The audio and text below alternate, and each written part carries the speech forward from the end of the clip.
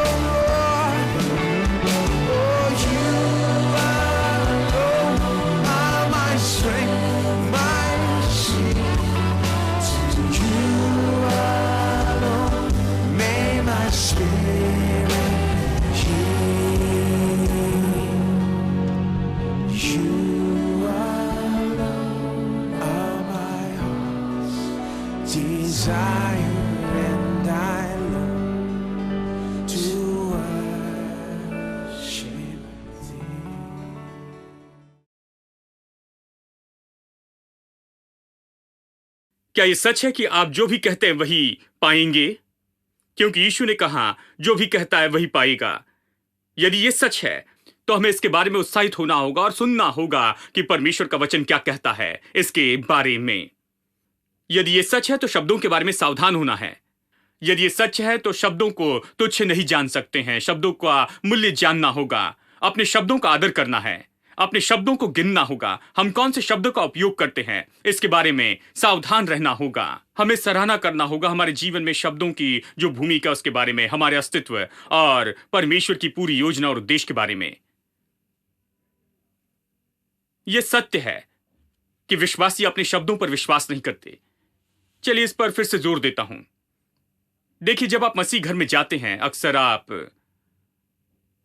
उनके रेफ्रिजरेटर को देखिए, बाइबल के वचन से भरा होता है। इन दिनों में ऐसे चीजें बेची जाते हैं जो फ्रिज पर चिपका सकते हैं। अद्भुत चीजें हैं, मैं उसके विरुद्ध में नहीं, उसके लिए हूं। मेरे घर में भी ऐसा ही है। बाइबल के अद्भुत वचन कि आप उसे देख सके।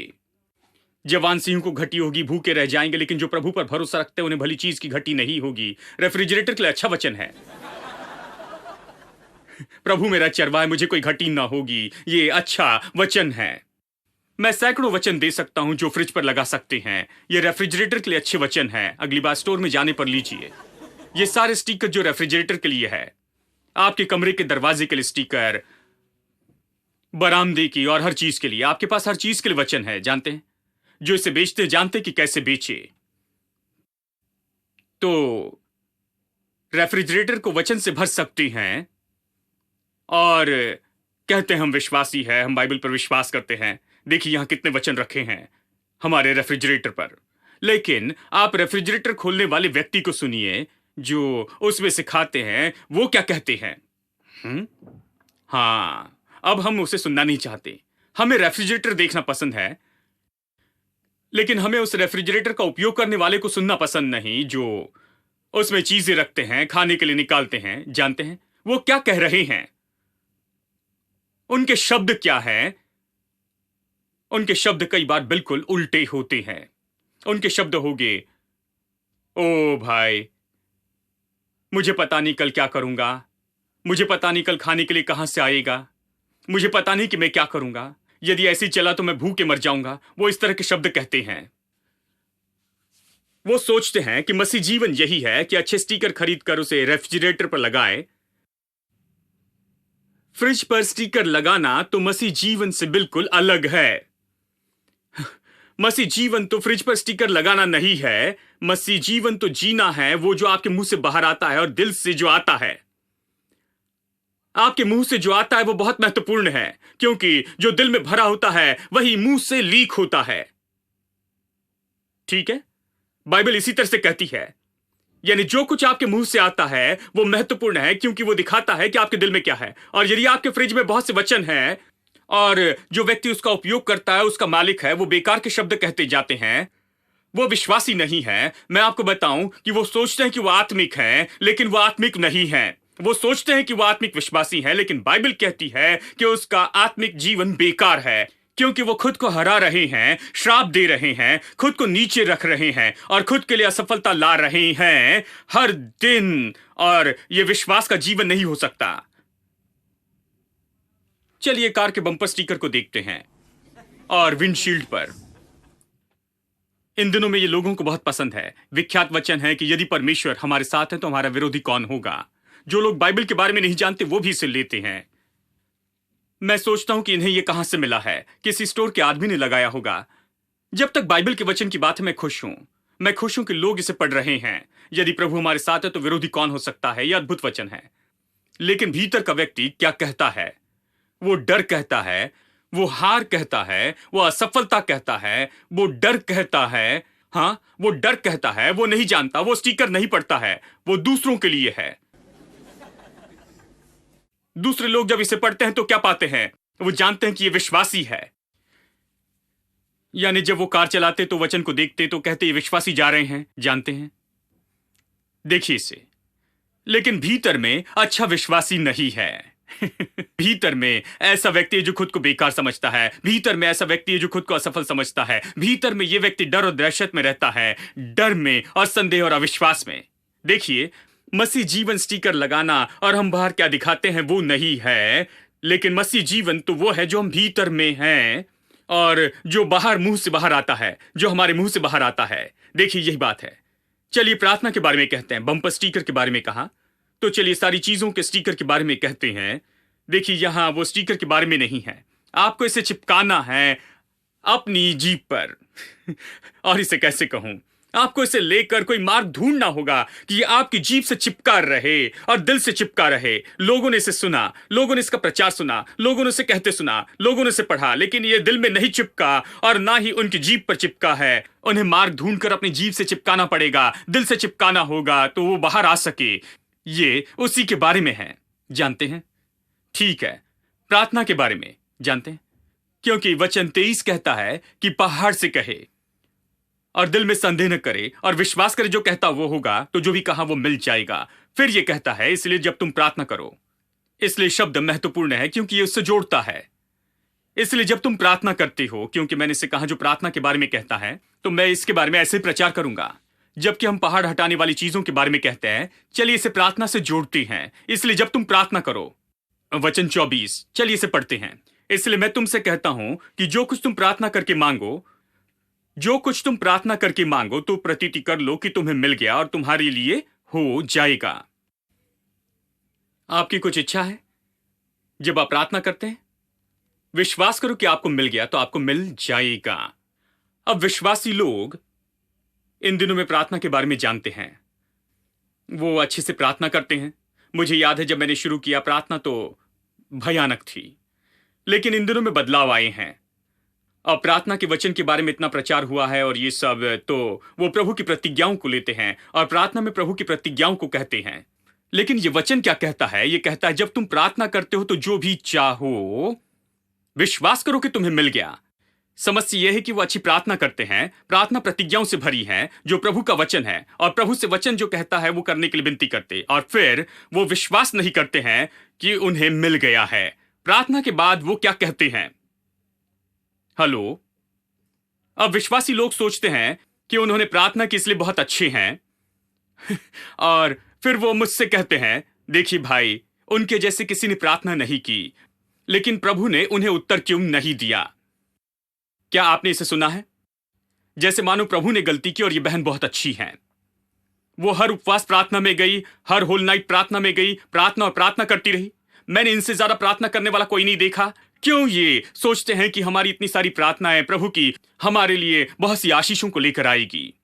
हमने ज्यादा प्रार्थना की तो ये अच्छा है, लेकिन बाइबल इस तरह से नहीं बताती है। बाइबल कहती है प्रार्थना करो, विश्वास करो कि तुम्हें मिल गया। प्रार्थना के बाद आपको देखना है कि क्या कहते हैं, क्योंकि यह अच्छी अद्भुत प्रार्थना है जो आपने सारी रात प्रार्थना की या सारा दिन या उपवास किया, और ये अद्भुत प्रार्थना है जो आपने की है, वो प्रभावहीन हो जाती है बाद में आपने कहे शब्दों के कारण ही। यदि आप अद्भुत प्रार्थना करते हैं और फिर हर जगह हार की बात करते हैं, बस कहते हैं कि मैंने प्रार्थना की लेकिन कुछ नहीं हुआ। जानते हैं, मैंने प्रार्थना की लेकिन कुछ नहीं हुआ।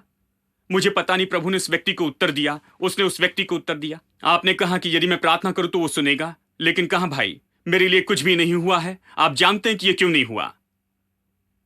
यह उनके मुंह से बाहर आ रहा है। वो यही कहते हैं, प्रार्थना करते हैं, बाद में अपने शब्दों से उस प्रार्थना को नाश करते हैं, उस प्रार्थना को प्रभावहीन करते, या कई बार अलग तरह से करते हैं। वो अंगीकार करते हैं या पहाड़ से, समस्या से कहते हैं, और फिर वो प्रार्थना करने जाते हैं और फिर वो प्रभु से भीख मांगते हैं कि उस समस्या के लिए कुछ करे। उन्होंने पहाड़ से कहा, यानी विश्वास नहीं किया कि उन्होंने जो भी कहा है वो पूरा हो जाएगा, क्योंकि अभी भी भीख मांग रहे हैं। अपने पहाड़ से कहने के बाद प्रार्थना में आपका व्यवहार तो प्रभु को धन्यवाद देने का होना चाहिए, क्योंकि आपने जो कहा वो मिल गया है, क्योंकि परमेश्वर का वचन यही कहता है। आपने पहाड़ से कहा तो अब प्रभु को धन्यवाद दे, क्योंकि जो कहा है वो आपको मिल गया है। देखिए, मसीह जीवन इस तरह का है। ये केवल अद्भुत प्रार्थना करना ही नहीं है।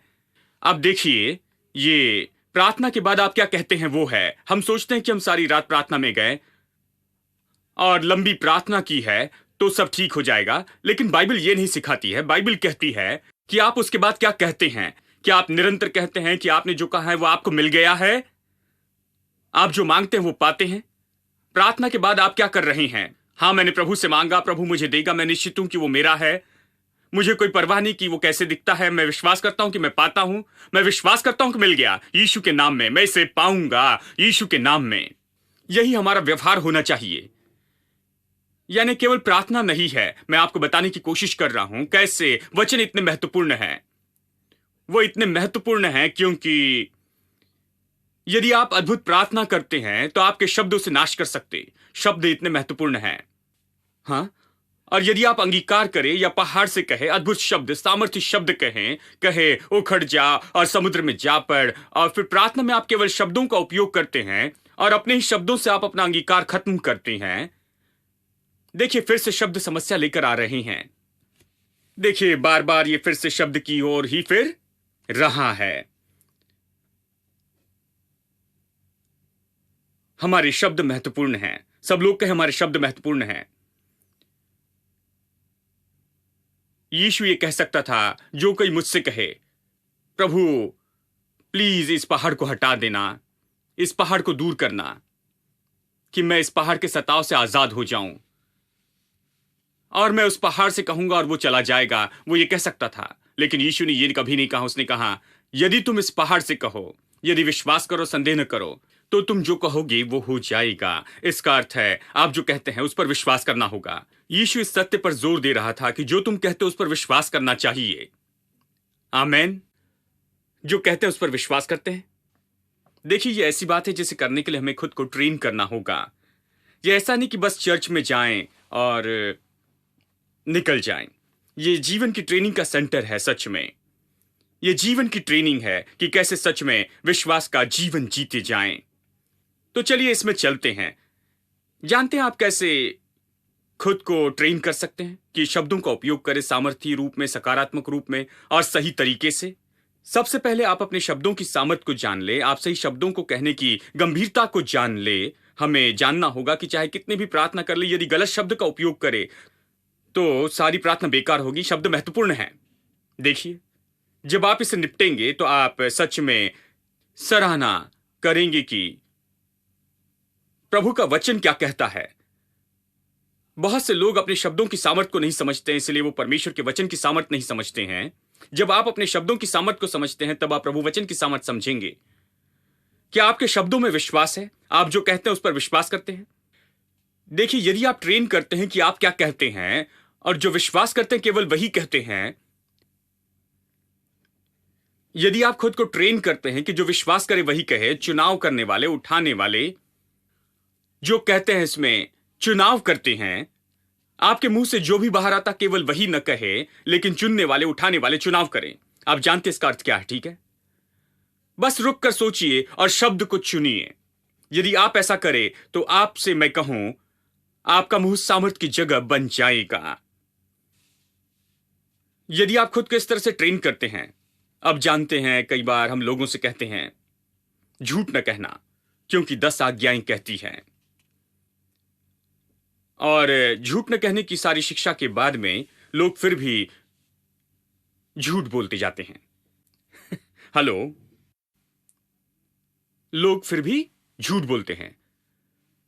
मैंने पाया है कि हमें सही तरीका ढूंढना होगा, यानी इसके बजाय कि यह कहे कि झूठ न कहें, मैं इस तरह प्रचार करता हूं। क्या आप अपने शब्दों पर विश्वास करते हैं? आप जिन पर विश्वास करते हैं केवल वही शब्द कहे। यह आपके पास आया इसलिए केवल इसे न कहें। जैसे किसी ने कहा, जानते हैं मैं ये इसी तरह से जो आए मैं कह देता हूं, यह मेरी कमजोरी है। जो भी वो कहना महसूस करते हैं वो आएगा फटाकों के जैसे। मैं कहता हूं उससे दूर चले जाएं, उसके पास भी न जाएं, क्योंकि जो कुछ भी मेरे दिल में है वो केवल फूटता है। और आप कोई खास नहीं, आप तो केवल साधारण सामान्य व्यक्ति हैं, क्योंकि वो सब ऐसे ही हैं, जो भी दिल में है वही बाहर आता है। आप कब विशेष व्यक्ति होंगे, आप कब विशेष विश्वासी होंगे? जब आप अपना दिल सही करते हैं और केवल दिल में सही चीजें रखते हैं, और बोलने से पहले आप सोचते हैं और कहते हैं वही शब्द जो कहते हैं, जो आप चुनते हैं, क्योंकि जिस शब्दों पर विश्वास करते हैं उसे कहते हैं। तभी आप असली मनुष्य होते हैं। जब आप खुद को इस तरह से ट्रेन करते हैं तो झूठ बोलना असंभव होता है, क्योंकि खुद को केवल वही शब्द कहने के लिए ट्रेन किया जिस पर विश्वास करते। यदि आप किसी बात पर विश्वास नहीं करते तो उसे नहीं कहते। यदि यह सत्य नहीं तो इसे नहीं कहते। यदि यह सही नहीं तो इसे नहीं कहेंगे। यानी आपने खुद को इस तरह से ट्रेन किया है, इसलिए आपके लिए असंभव है कि आप झूठ कहे। आप क्यों सोचते हैं कि परमेश्वर वो है जो झूठ नहीं कह सकता? क्योंकि वो कभी एक भी बेकार का शब्द नहीं कहता है। वो केवल कहने के लिए एक भी बेकार शब्द नहीं कहता। वो हमेशा, यानी उसका हर एक शब्द उद्देश्य और मकसद के साथ होता है कि कुछ प्राप्त कर सके। सकारात्मक उद्देश्य के लिए वो शब्द का उपयोग करता है, जानबूझकर शब्दों का चुनकर उपयोग करता है। इसलिए वो ऐसा परमेश्वर है जो झूठ नहीं कहता, क्योंकि वो ऐसा नहीं कहेगा जो वो नहीं करना चाहता है। अनुशासित है वो, विश्वास का प्रभु है, वो अपने वचन का प्रभु है। वो सारी बातों से ज्यादा अपने वचन को ही उठाता है जो उसके बारे में है।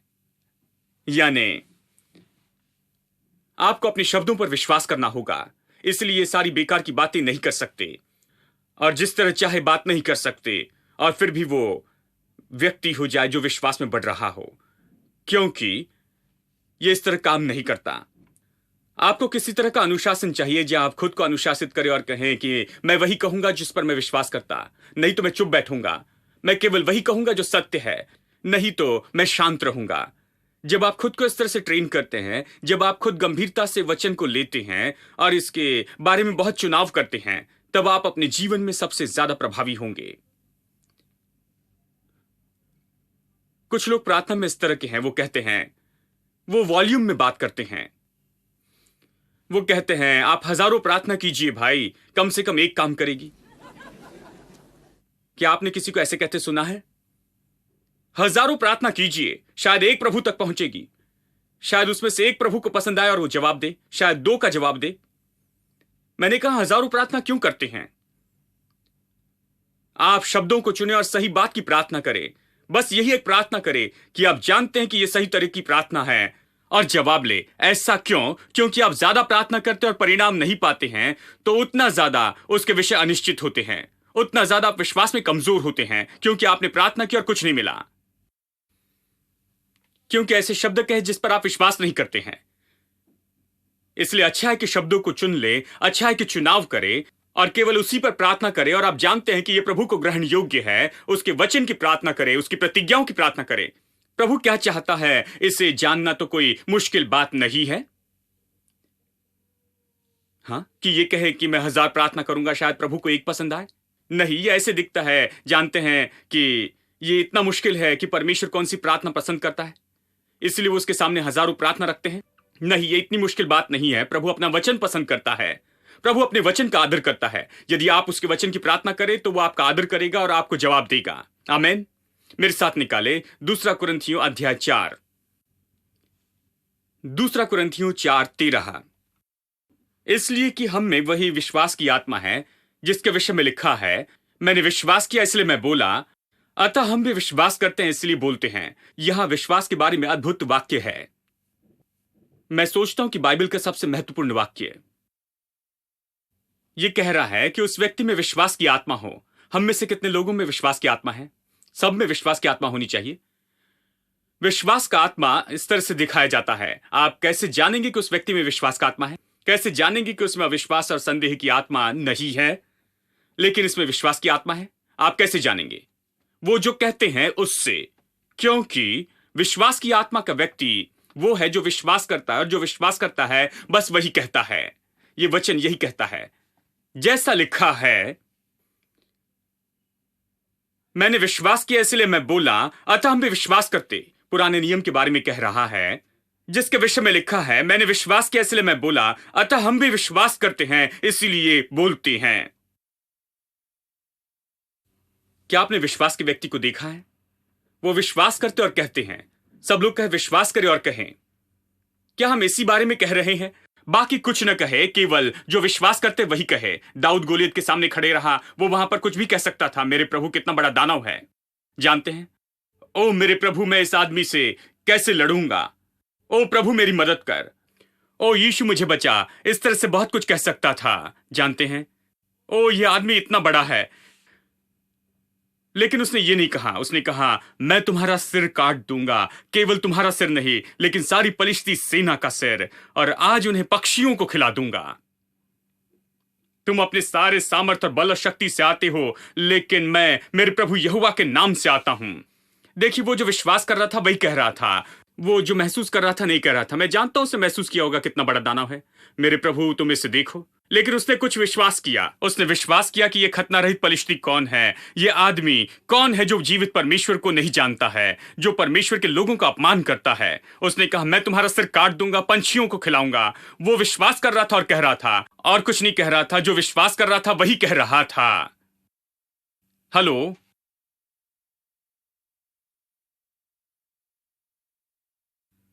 किसी ने कहा, मैंने बहुत से लोगों को ये कहते सुना, जो भी मैं कहता हूं काम नहीं करता।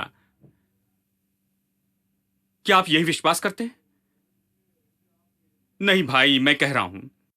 आप क्यों कह रहे हैं? ऐसे क्यों कहते हैं? यही तो समस्या है। यदि आप ये विश्वास नहीं करते तो क्यों कहते हैं? ये सच है, इसे सच रहने दे। लेकिन क्या आप ये विश्वास करते हैं? नहीं, इस पर विश्वास नहीं करता, तो फिर इसे क्यों कहते हैं कि आप जो कहते हैं वो काम नहीं करता? खैर, मेरे शब्दों का कोई अर्थ नहीं होता, कोई बात नहीं। मुझे प्रभु वचन से आप बताइए। मैं जो कहता हूं मुझ पर ज्यादा प्रभाव नहीं डालेगा। हां, वो प्रभाव डालेगा, आप पर प्रभाव डालेगा। आप इसे कितने समय से कह रहे हैं? काफी समय से कह रहा हूं। जब से काम नहीं कर रहा तब से कह रहा हूं। मेरा यही अर्थ है। आप 1 इंच भी नहीं बदले हैं। जो आप थे उसमें से 1 भाग भी नहीं बदले हैं। जानते हैं, ये कहने से कि आप जो कह रहे हैं कर रहे हैं वो काम नहीं करता है। आप जब से इसे पा रहे हैं तब से कह रहे हैं, और इसे तब तक पाएंगे जब तक कहते रहेंगे। हेलो, ये इसी तरह होता है सामान्य रूप में। अब क्या आप इसे पाकर कहेंगे या कहते हुए पाएंगे इसी तरह से करते रहेंगे, या फिर आप कुछ और कहेंगे जो इसे बदल देगा? हेलो, अब यदि आप में कुछ समझ हो तो रुक कर कहेंगे, मेरे प्रभु मैं अब तक इसे कहते रहा हूं और मेरे पास यही है। बदलाव के लिए मैं अभी और कुछ और कहूंगा और मेरे पास जो है उसे बदल दूंगा।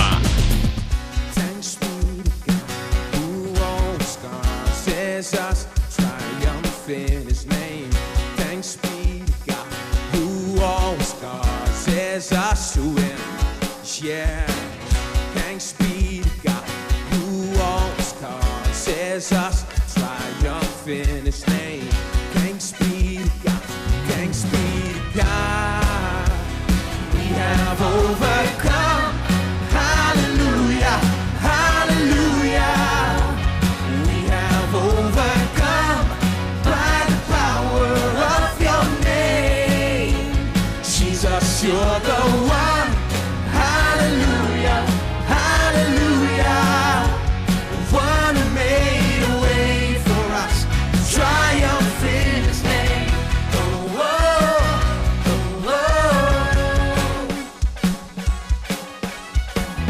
Oh, oh, oh, oh. Thanks be to God who always causes us to triumph in his name. Thanks be to God who always causes us to win. Yeah. Thanks be to God who always causes us to triumph in his name.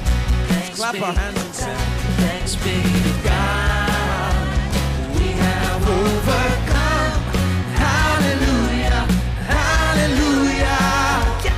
We have overcome by the power of your name.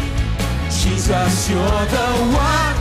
Hallelujah, hallelujah. The one who made a way for us to triumph in the name. Oh, oh, oh, oh, oh, oh, oh.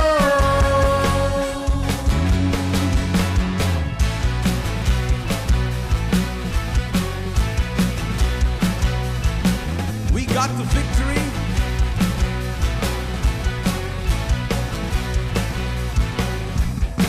We got the victory. Everything will be alright, alright. We got the victory. Everything will be